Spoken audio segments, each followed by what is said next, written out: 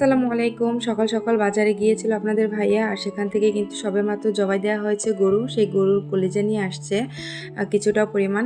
তো আজকে হচ্ছে আমি গরুর কলিজা রান্না করব। একদম টাটকা ফ্রেশ গরুর কলিজা রান্না খেতে কিন্তু মজা অন্যরকম। তো আমি যেহেতু রান্না করব ভাবলাম আপনাদের সাথে একটু শেয়ার করি। তো গরুর কলিজাগুলোকে আমি আগে ভালোভাবে একটু ধুয়ে নিয়েছি, টাটকা রক্তগুলোকে আর কি ধুয়ে ফেলে দিয়েছি। আর এরপরে কিন্তু আমি পাতলা পাতলা করে একটু পিস পিস করে কেটে নিয়েছি। এতে করে কি দেখা যাবে সিদ্ধ করলে ভিতর থেকে একদম ময়লাটা বের হয়ে আসবে। আমি কিন্তু অনেক সময় নিয়ে সিদ্ধ করব না, পানি যখন গরম হয়ে আসবে এই পর্যায়ে কিন্তু আমি কলিজার পিসগুলোকে দিয়ে দিব। আপনারা দেখে কিন্তু বুঝতেই পারছেন আমি কিভাবে করে কলিজাগুলোকে কেটেছি। লং টাইম সিদ্ধ করলে কলিজাগুলো শক্ত হয়ে যাবে, ভিতরে কিন্তু একটা নরম নরম ভাব থাকবে না, সেক্ষেত্রে কিন্তু কলিজাটা একদম শক্ত হয়ে যাবে। আর ফ্রিজে রেখে কিন্তু কলিজা খেলেও ওইরকম বেশি একটা টেস্ট লাগে না, টাটকা কলিজা খেতে যেরকম একটা স্বাদ লাগে বাজার থেকে নিয়ে এসে তারপর সাথে সাথে রান্না করে খাওয়ার কিন্তু মজা অন্যরকম। সেটা কিন্তু ফ্রিজে রেখে যখন রান্না করা হবে তখন কিন্তু ওইরকম মজাটা লাগবে না। তো যাই হোক, সিদ্ধ করার পরে আমি কিন্তু কলিজার পিসগুলোকে একদম ছোট ছোট টুকরো টুকরো করে নিব। দেখতেই পাচ্ছেন ভিতর পর্যন্ত কিন্তু একেবারে কলিজাটা সিদ্ধ হয়নি।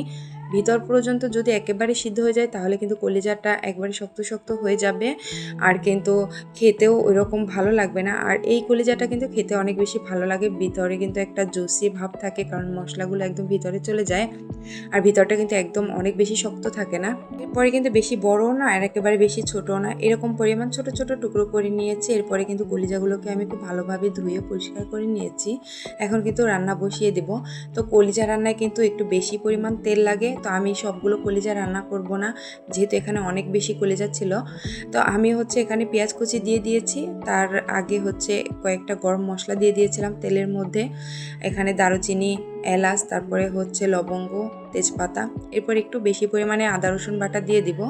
যেহেতু আমি সম্পূর্ণ কলিজা নিইনি সেক্ষেত্রে কিন্তু মশলাটা একটু কম হবে, কিন্তু কলিজার সাথে কিন্তু একটু মশলাটা ঠিকঠাক পরিমাণে হবে। এখানে হলুদের গুঁড়া, মরিচের গুঁড়া, ধনিয়া জিরার গুঁড়া আর হচ্ছে আমি গরম মশলার গুঁড়োও দিয়ে দিয়েছি।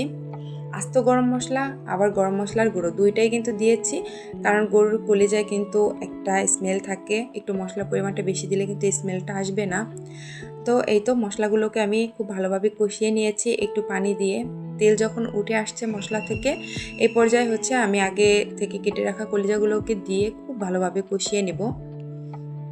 কলিজার মধ্যে কিন্তু আমি কয়েক পিস আলু দিয়ে দিব, আর কলিজার মধ্যে আলু না দিলে কিন্তু আমার বেশি একটা ভালো লাগে না। গরুর মাংস বা গরুর যা কিছুই রান্না করি কেন জানি না আলু না দিলে ভালো লাগে না। আর আমি কিন্তু কোনো এক্সট্রা পানি দেইনি, দেখেন কষাতে কষাতে কলিজা থেকেই কিন্তু পানি উঠে গিয়েছে, যেহেতু আমি বেশিক্ষণ পানি আর কি ঝরিয়ে নিইনি, তো সেক্ষেত্রে কিন্তু একটু পানির পরিমাণটা বেশি উঠে এসেছে। আর এখন কিন্তু আমি একটা বড় সাইজের আলু কেটে দিয়েছি কলিজার মতো পিস পিস করেই, কারণ আমার ছেলে অবশ্যই আলু দিয়ে ভাত খাবে, তার আলু অনেক পছন্দ।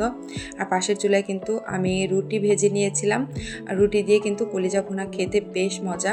আর এই কলিজা ভুনাটা কিন্তু আমি ঈদের দিন সকালবেলা করেছিলাম। এরকম ফুলকো ফুলকো রুটির সাথে কলিজা ভুনা খাওয়ার মজা কিন্তু একদম অন্যরকম।